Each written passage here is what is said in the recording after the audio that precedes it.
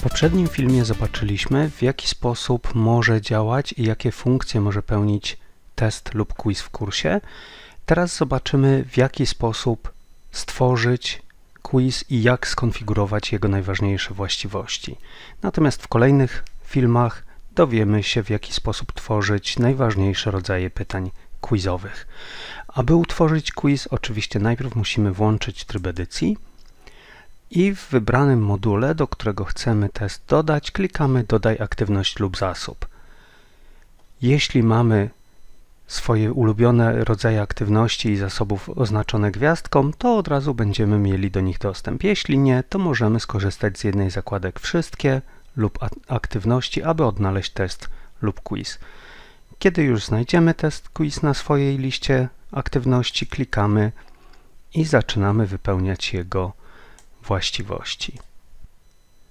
Wprowadzamy nazwę testu i tak naprawdę nazwa testu jest wystarczająca, żeby test już zapisać i zacząć dodawać do niego pytania.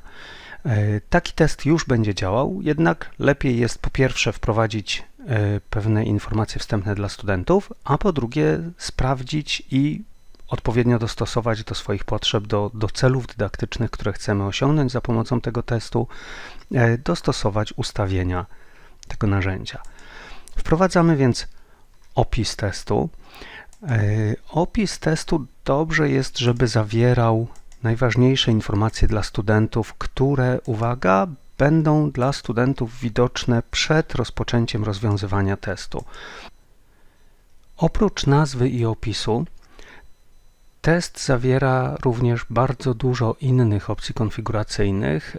Niektóre z nich nie zawsze będą ważne, niektóre z nich są bardziej zaawansowane i bardzo rzadko będziemy ich używać.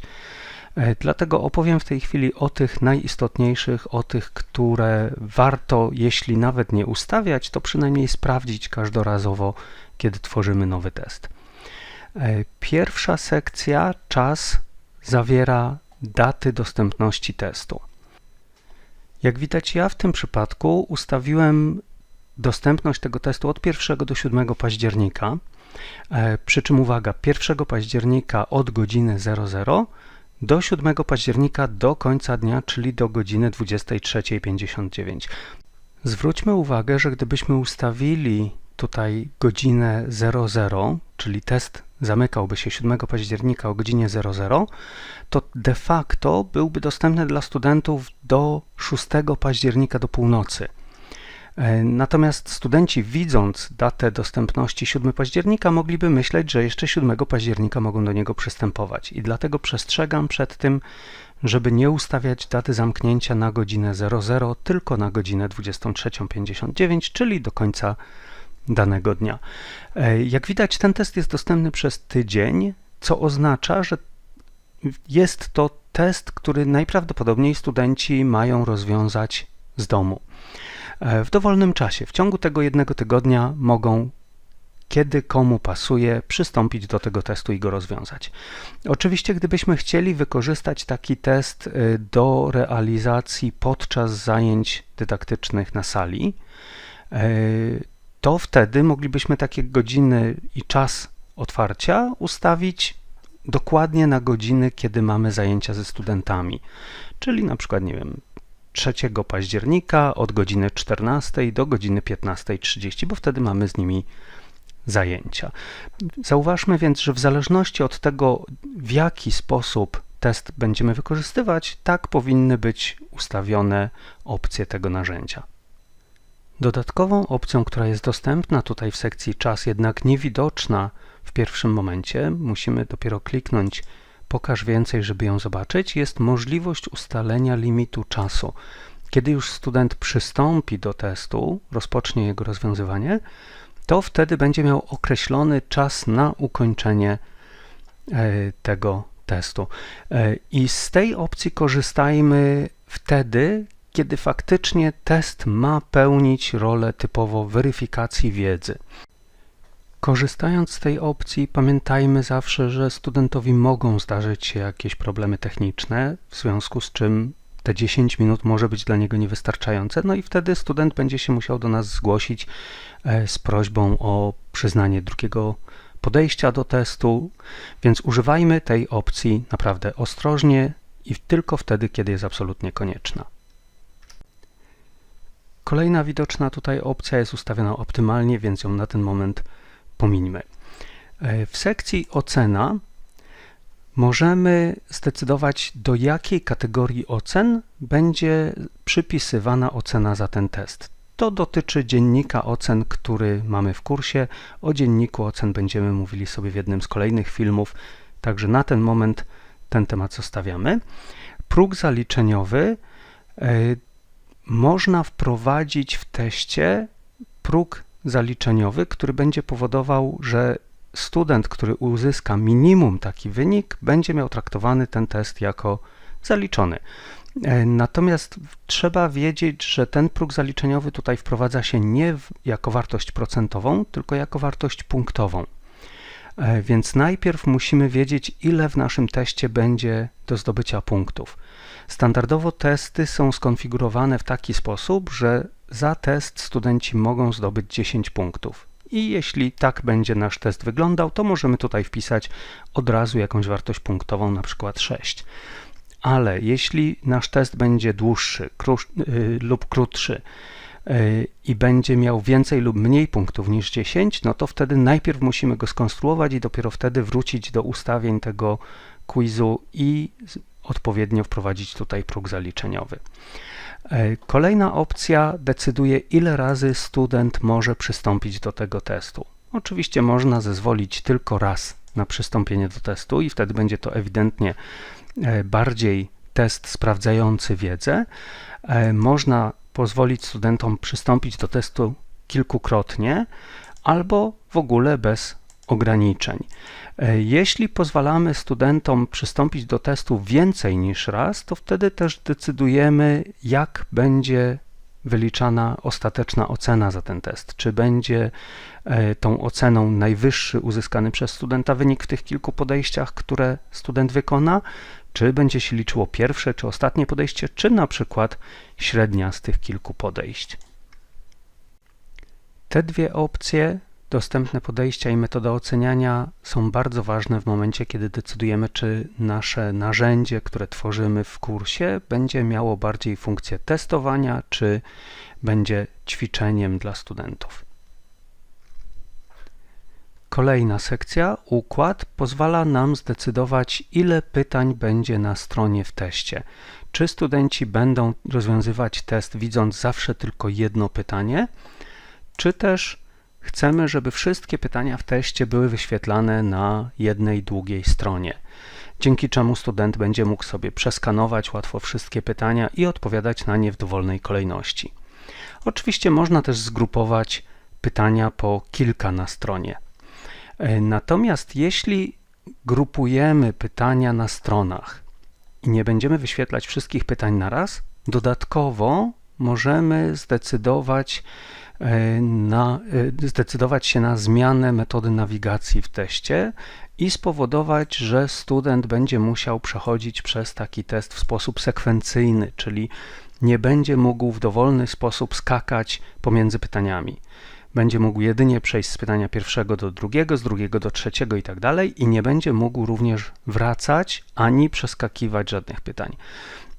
Taka metoda nawigacji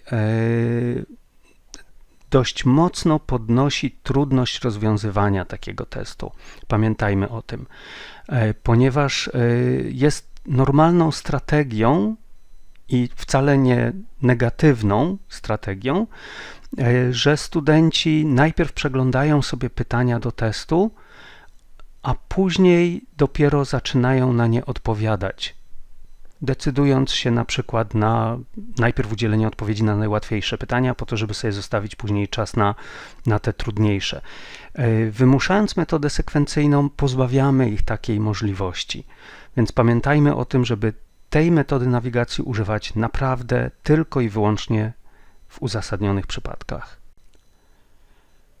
W kolejnej sekcji, zachowanie pytań, najważniejszą opcją jest sama opcja, jak zachowują się pytania. I najczęściej używaną opcją tutaj będzie opóźniona informacja zwrotna, czyli student rozwiązuje test, wysyła go do sprawdzenia i wtedy dopiero dostaje informację zwrotną na temat tego, jak mu poszło. Mamy tutaj też inne możliwości. Niektóre z nich zostały omówione w filmie poprzednim, więc w tej chwili już nie będziemy ich omawiać. Opcja zmień kolejność wewnątrz pytania pozwala nam, jeśli zmienimy ją na nie, wyłączyć mieszanie kolejności opcji wewnątrz pytań, czyli tych opcji A, B, C, D. Standardowo te opcje są mieszane przy każdym wyświetleniu testu, czyli są zawsze wyświetlane w innej kolejności studentom. Natomiast w określonych przypadkach możemy chcieć, żeby jednak nie były mieszane, ale najczęściej jednak takie ograniczenie będziemy chcieli wprowadzić w pojedynczym pytaniu lub w kilku pytaniach, a nie w całym teście. Więc tu w ustawieniach całego testu najlepiej jest zostawić tę opcję na tak.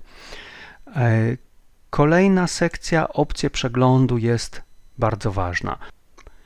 To tutaj decydujemy, jak szczegółową informację zwrotną student otrzyma po rozwiązaniu testu. W przypadku zachowania pytań ustawionego na opóźniona informacja zwrotna, student rozwiązuje test, wysyła go do sprawdzenia i wtedy jest mu wyświetlana informacja na temat tego, jak mu poszło. I co ta informacja udzielana natychmiast po próbie wykonanej przez studenta będzie zawierała. Tu decydujemy, czy będzie zawierała próbę. Próbę, czyli informacje na temat tego, które opcje student wybrał w poszczególnych pytaniach lub jakie odpowiedzi wpisał. Następnie, jeśli wyświetlamy studentowi jego próbę, czyli udzielone przez niego odpowiedzi, to czy chcemy mu wyświetlać informację, czy te odpowiedzi były poprawne. Ta druga opcja za to jest odpowiedzialna. Trzecia opcja jest odpowiedzialna za to, czy student się dowie, ile zdobył punktów. Kolejne opcje, szczegółowa informacja zwrotna, ogólna informacja zwrotna i całościowa informacja zwrotna, dotyczą tekstowej informacji, którą możemy studentowi dopisać do danego pytania. Szczegółowa informacja zwrotna będzie dotyczyła poszczególnych opcji w pytaniu. Czyli jeśli student odpowiedział B, a powinien odpowiedzieć A, to przy odpowiedzi B, tej błędnej, możemy dopisać informację zwrotną wyjaśniającą, dlaczego ta odpowiedź B jest błędna. Ogólna informacja zwrotna z kolei pozwala nam dopisać jakieś wyjaśnienie do pytania jako całości, nie do poszczególnych opcji w pytaniu, tylko do całego pytania. Natomiast całościowa informacja zwrotna dotyczy testu jako całości, czyli możemy zdecydować, że zależnie od wyniku, jaki student uzyskał w danym teście, będzie mu wyświetlona konkretna informacja. I wreszcie ostatnią opcją, którą tutaj widzimy, jest opcja prawidłowa odpowiedź. I włączając lub wyłączając tę opcję, decydujemy, czy studenci, jeśli udzielili błędnej odpowiedzi na jakieś pytanie, to czy otrzymają informację, jaka powinna być poprawna odpowiedź. Oczywiście, jeśli chcemy, żeby studenci do testu przystąpili kilkukrotnie i w tym teście pytania nie są losowane z większej puli, no to wtedy najczęściej nie będziemy chcieli tej prawidłowej odpowiedzi studentowi wyświetlać, bo wtedy już przy drugim podejściu tak naprawdę by znał wszystkie odpowiedzi i potrafił rozwiązać test w 100%. Zauważmy, że te opcje dotyczące szczegółowości wyświetlanej informacji zwrotnej studentowi są zebrane w kilku kolumnach, czyli możemy bardzo szczegółowo zdecydować, jaka informacja zwrotna będzie studentowi wyświetlana natychmiast po rozwiązaniu testu, lub też później, jeśli test jest otwarty przez kilka dni, dostępny dla studentów przez kilka dni, to wtedy po rozwiązaniu testu, ale przed datą zamknięcia, również możemy zdecydować, jak szczegółowa informacja zwrotna będzie studentowi wyświetlana i wreszcie, jak szczegółowa informacja zwrotna będzie wyświetlana po zamknięciu testu, po ostatecznej dacie rozwiązywania, kiedy już studenci nie mogą do testu przystąpić. Więc najczęściej będziemy oczywiście ustawiali test w taki sposób, żeby po zamknięciu testu student widział już pełną informację zwrotną, natomiast natychmiast po próbie i być może również później, gdy test jest wciąż otwarty, żeby student miał tą informację zwrotną w jakiś sposób ograniczoną, czyli na przykład niech widzi, jakich odpowiedzi udzielał, niech widzi, czy jego odpowiedzi były poprawne i ile punktów zdobył. Możemy również mu wyświetlić informację tekstową, ale już nie dawajmy mu prawidłowej odpowiedzi w tych dwóch przypadkach. Natychmiast po próbie i później, kiedy test jest wciąż otwarty. Niech tą prawidłową odpowiedź dostanie dopiero po zamknięciu testu, kiedy już nie ma szansy na to, żeby ponownie do niego przystąpił. Jest tutaj jeszcze jedna kolumna na samym początku, która jak widać w tej chwili jest nieaktywna, kolumna podczas próby. Ta kolumna i ta informacja zwrotna, którą tutaj byśmy mogli zdefiniować, byłaby obowiązująca w przypadku zachowań pytań czy zachowań testu, które pozwalają studentowi na sprawdzanie pytań bezpośrednio w trakcie rozwiązywania testu. Czyli na przykład, jeśli byśmy wybrali natychmiastową informację zwrotną, że student w trakcie rozwiązywania testu może na bieżąco sobie sprawdzać, czy jego odpowiedzi są poprawne, czy błędne i wtedy, jak widać, aktywuje nam się ta pierwsza kolumna i możemy zdecydować, jak szczegółowa ta informacja zwrotna podczas rozwiązywania testu będzie studentowi wyświetlana. Przełączmy ponownie nasz test do najbardziej typowego zachowania, czyli opóźniona informacja zwrotna i przejdźmy do kolejnych opcji. Następne sekcje w większości przypadków nie zawierają jakichś bardzo istotnych ustawień, natomiast zwróćmy uwagę na sekcję całościowa informacja zwrotna. Tutaj możemy właśnie zdefiniować tę informację zwrotną, którą widzieliśmy w opcjach przeglądu, która pozwala nam wyświetlić studentom jakiś tekst, jakąś informację od nas na podstawie wyniku, który student uzyskał. Czyli na przykład, jeśli student uzyska wynik pomiędzy 100 a 90%, to możemy mu tutaj napisać: świetnie, jesteś gotowy do egzaminu. Jeśli student uzyska niższy wynik, możemy mu wpisać inną informację. Oczywiście takich zakresów możemy wprowadzić więcej, używając tego przycisku dodaj więcej pól odpowiedzi zwrotnej i wtedy wprowadzamy oprócz zakresu od 90 do 100% możemy wprowadzić kolejne zakresy, czyli 70% jako następna graniczna wartość, wpisać tutaj kolejną informację zwrotną, czyli na przykład nieźle, ale jeszcze możesz popracować. Pomiędzy 70 a 50 możemy napisać prawie dobrze, ale przystępując do egzaminu ryzykujesz, że ci się jednak nie uda, tak? A poniżej 50 wprowadzamy informację